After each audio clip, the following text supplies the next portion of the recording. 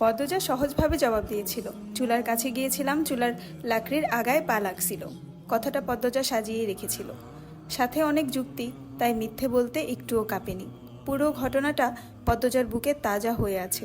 এই 6 বছরে লুকিয়ে কতবার কেঁদেছে সে। সব সময় চুপ করে কোথাও বসে থেকেছে।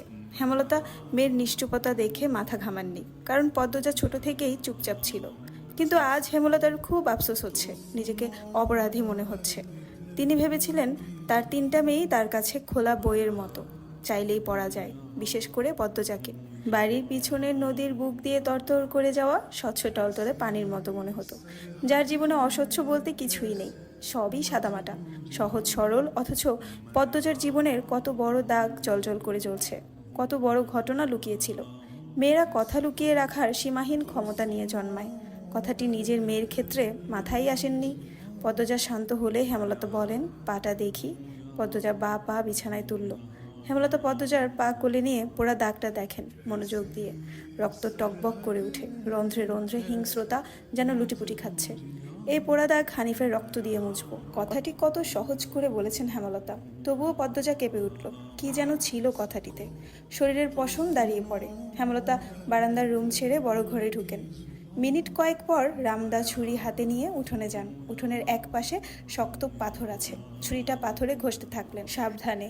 ঘষতে ঘষতে পাথর গরম হয়ে আগুনের ফুলিঙ্গ দেখা দেয়, মানে ধার হয়ে গেছে। পদ্মজা বারান্দা থেকে দেখছে, অজানা আশঙ্কায় তার বুক কাঁপছে। হেমলতা বারান্দার পেরিয়ে রুমে ঢুকতে যাবে, তখন পদ্মজা উৎকণ্ঠিত গলায় ডাকলো, আম্মা। আন্নার চাচার এক মেয়ে নিখোঁজ শুনেছিস তো বড়দের মুখে? সেই মেয়ের ধর্ষক হানিফ, ধর্ষণের পর পুঁতে ফেলেছে। অলন্দপুরের এই একটা মানুষই এতটা নৃশংস। আমি তখন ঢাকা পড়তাম, বাড়ি এসে জানতে পারি ঘটনা। আম্মার অনুরোধ আর কান্নায় আমি সেদিন মুখ খুলিনি। এত বড় পাপ চেপে যাই, সেই শাস্তি আমি ধীরে ধীরে পাচ্ছিলাম। আজ পুরোপুরি পেয়ে গেলাম, আমার পাপের শাস্তি শেষ হয়েছে। হেমলতা কথা শেষ করে জায়গা ত্যাগ করলেন। কি ধারালো প্রতিটি বাক্য! হেমলতার মুখ দিয়ে যেন আগুনের ফুলিঙ্গ বের হচ্ছে। পদ্মজার মস্তিষ্ক শূন্য হয়ে পড়ে। আপা, স্কুলে যাবা না? পূর্ণা পদ্মজাকে জিজ্ঞাসা করলো। যাব। তাড়াতাড়ি করো। তাড়া দিয়ে পূর্ণা বাড়িতে ঢুকলো। পদ্মজা বাড়ির পিছনের নদীর ঘাটে উদাসীন হয়ে বসে আছে। এ নদীর নাম মাদানী, ছন্দনাম। গ্রীষ্মকাল বিদায়ের 3 সপ্তাহ চলছে, এখনো বর্ষাকাল। মাদানী জলে কানায় কানায় ভরে উঠেছে। সে যেন এক স্রোতস্বিনী। ঘোলা জলের একটানা স্রোত বয়ে যায় সাগরের দিকে। উজান থেকে ভেসে আসছে ঘন সবুজ কচুরিপানা। পদ্মজার এই দৃশ্য দেখতে বেশ লাগে। নিষ্পলক চোখে তাকিয়ে আছে মাদানী নদীর স্বচ্ছ জলের দিকে। মাদানীর বুকের উপর দিয়ে একটা লঞ্চ যাচ্ছে। লঞ্চ দেখে 1 মাস আগের ঘটনা মনে পড়ল তার। সেদিন রাতে হেমলতা ছুরি ধার দিয়ে রুমে ঢুকে গেলেন। পদ্মজা কাপা পায়ে রুমে ঢুকে বিছানায় শুয়ে পড়ে, কিছুক্ষণের মধ্যেই ঘুমিয়ে পড়ে। এর পরদিন স্কুল থেকে বাড়ি ফিরে নামাজ পড়ে খেতে বসলো। তখন হিমেল হন্তদন্ত হয়ে বাড়িতে ঢুকে। হিমেল হচ্ছে হেমলতার ছোট ভাই। আপা, এই পদ্ম, আপা কই? হিমেলের কণ্ঠ। কি হয়েছে মামা? জবাব দিল পদ্মজা। পদ্মজার প্রশ্নে উপেক্ষা করে হেমলতাকে হিমেল ডাকলো। আপা, এই আপা। হেমলতা বাড়ির পিছন থেকে ব্যস্ত পায়ে হেঁটে আসেন। কি হয়েছে? হিমেল হেমলতাকে দেখে হাউমাউ করে কেঁদে উঠল। আপা, ভাইজান খুন হইছে। রাইতে কে জানি মাইরা ফেলাইছে আপা। হিমেল কাঁদতে কাঁদতে হাঁটু ভেঙে বসে পড়ল। পদ্মজা তাৎক্ষণিক সন্দিহান চোখে মায়ের দিকে তাকালো। হেমলতাকে দেখে মনে হলো তিনি চমকেছেন, অথচ তার চমকানোর কথা ছিল না। নাকি হিমেলের সামনে অভিনয় করলেন। পূর্ণা, প্রেমাকে ওদিক আসতে দিস না পদ্ম, আমি আসছি। হেমলতা বাড়ির বাইরে মিলিয়ে যান। হিমেল পাশে খুঁড়িয়ে খুঁড়িয়ে হাঁটছে। ছেলেটা বোকাশোকা, জন্মগত প্রতিবন্ধী। 22 বছরের হিমেল এখনও শিশুদের মতো আচরণ করে, কথায় কথায় খুব কাঁদে। সেখানে তার ভাই খুন হয়েছে। 1 মাস তো প্রতিদিন নিয়ম করে কাঁদবে। পদ্মজা রাতেই ভেবেছিল এমন ঘটনা ঘটতে পারে, তবুও এখন ভয় পাচ্ছে খুব। নাক, মুখ, গলা ঘেমে একাকার হয়ে যাচ্ছে। পূর্ণা খুনের কথা শুনেই খুব ভয় পেয়েছে। তার মনে হচ্ছে সেও খুন হবে। খুব বেশি ভীতু পূর্ণা। পদ্মজার শরীর কাঁপতে থাকে, চোখে ভাসছে হেমলতাকে পুলিশ শিকল দিয়ে বেঁধে নিয়ে যাচ্ছে। তার খুব কান্না পাচ্ছে। আর সময় নষ্ট না করে তড়িঘড়ি করে উঠে দাঁড়ালো পদ্মজা। মাথায় ওড়না আঁচল টেনে নিয়ে পূর্ণার উদ্দেশ্যে বলল, প্রেমারে দেখে রাখিস বোন, বাড়ি ভর্তি মানুষ, আরও মানুষ আসছে। হেমলতা মানুষজনকে ঠেলে হানিফের লাশের সামনে গিয়ে দাঁড়ালেন। তখন ফর্সা রঙের 2 জন মহিলা ঝাঁপিয়ে পড়ে তার উপর। আকস্মিক আক্রমণে হেমলতা অপ্রস্তুত হয়ে পড়েন। খেয়াল করে দেখেন 2 জন মহিলা তার মা আর তার বোন।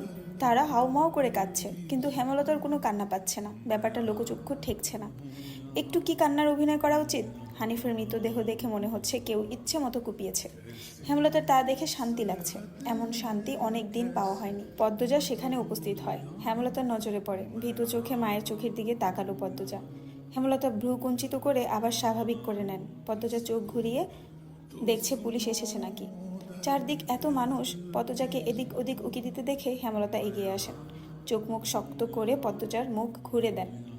পদ্মজা দ্রুত ওড়নার আঁচল দিয়ে মুখ চেপে ধরে। গোয়াল ঘরে ঢুকে পড়ল। তার মা চায় না সে কখনো এত মানুষের সামনে থাকুক। হেমলতা ঘাড় ঘুরিয়ে দেখলেন পদ্মজা গোয়াল ঘর থেকে উকি দিয়ে বাইরে অবস্থা পর্যবেক্ষণ করছে। কিছুক্ষণের মধ্যে পুলিশ আসলো। জিজ্ঞাসাবাদ করে হানিফের লাশ নিয়ে গেল। লোকে মুখে শোনা যায় হানিফ খুন হয়েছে শেষ রাতে। এরপর নদীতে ফেলে দেওয়া হয়। লঞ্চ ঘাটে লাশ ভাসে। হেমলতাকে পুলিশ নিয়ে যায়নি বলে পদ্মজা স্বস্তির নিঃশ্বাস নিল। মানুষের ভিড়ও কমে গেছে। হেমলতার মা কাঁদতে কাঁদতে ক্লান্ত হয়ে উঠোনের এক কোণে বসে আছেন। পদ্মজা গুটি পায়ে গোয়ালঘর থেকে বেরিয়ে আসলো। হেমলতা পদ্মজার দিকে তাকিয়ে মৃদু হাসলেন। সেই হাসি দেখলেন হেমলতার মা মঞ্জুরা। তিনি কিছু একটা ভেবে নেন। হেমলতার কাছে এসে কিরমির করে বলেন, তুই খুন করছস? তোমার এমন কেন মনে হচ্ছে? হেমলতার কণ্ঠ স্বাভাবিক, অথচ পদ্মজা এই প্রশ্ন শুনে ভয় পেয়েছে খুব। যদি নানু পুলিশকে বলে দেয়? পুলিশ তো তার মাকে নিয়ে যাবে। কাল রাইতে তুই আইছিলি হানিফের ঘরে, আমি দেখি নাই? রাগে কাঁপছেন মঞ্জুরা। আসছি। হেমলতার নির্বিকার স্বীকারোক্তি। কেন মারলি আমার স্যারারে? তোর কি ক্ষতি করছে? আসছি বলেই আমি খুন করেছি? এত রাইতে তুই তার কাছে আর কি দরকারে আইবি? আমি তাকে মারতেই যাব কেন? মঞ্জুরা আহত দৃষ্টিতে তাকিয়ে আছেন হেমলতার দিকে। হেমলতার চোখ মুখ শক্ত। নিস্তব্ধতা কাটিয়ে মঞ্জুরা চেঁচিয়ে উঠলেন, পুলিশের কাছে যাবো আমি। পদ্মজা কেঁদে উঠল। অস্পষ্ট কণ্ঠে বলে, নানু এমন করো না। হেমলতা নিচু সরে কঠিন করে বলেন, আমার মেয়েদের থেকে আমাকে দূরে সরানোর চেষ্টা করুন আম্মা, ফল খুব খারাপ হবে। পদ্মজার মনে হলো মঞ্জুরা ভয় পেয়েছেন। মঞ্জুরা সবসময় হেমলতাকে ভয় পান। তিনি চুপসে যান, শুধু ঘৃণা ভরা দৃষ্টি নিয়ে হেমলতার দিকে তাকিয়ে থাকেন। পদ্মজা বুঝে উঠতে পারে না তার নানু কেন ভয় পায় মাকে। মায়ের অতীতে কি ঘটেছে? কেন তিনি এমন কাঠখোট্টা? ছেলের খুনিকে কোনো মা ছেড়ে দেয়? নানু কেন ছাড়লেন? মেয়ে বলে, নাকি অন্য কারণ? কেন উত্তর নেই। এসব ভাবলে উল্টো মাথা ব্যথা ধরে। অন্য ৮-১০টা পরিবারের মতো কেন না তারা? নাকি গোপনে সব পরিবারই এমন জটিলতা আছে? প্রশ্ন হাজারটা, উত্তর কোথায়? হ্যালো, আসসালামু আলাইকুম এভরিওয়ান। আমি জান্নাত রহমান। আপনারা শুনছেন আমার কণ্ঠে আমি পদ্মজা গল্পের ৩য় পর্ব। গল্পের লেখিকা হচ্ছে ইলমা বেহেরোজ আপু, আর এটার ভয়েস দিচ্ছি আমি জান্নাত রহমান। আমার কণ্ঠে গল্পটা শুনতে যদি আপনাদের ভালো লেগে থাকে অবশ্যই শেয়ার করবেন এবং ফলো দিয়ে পাশে থাকবেন। ধন্যবাদ।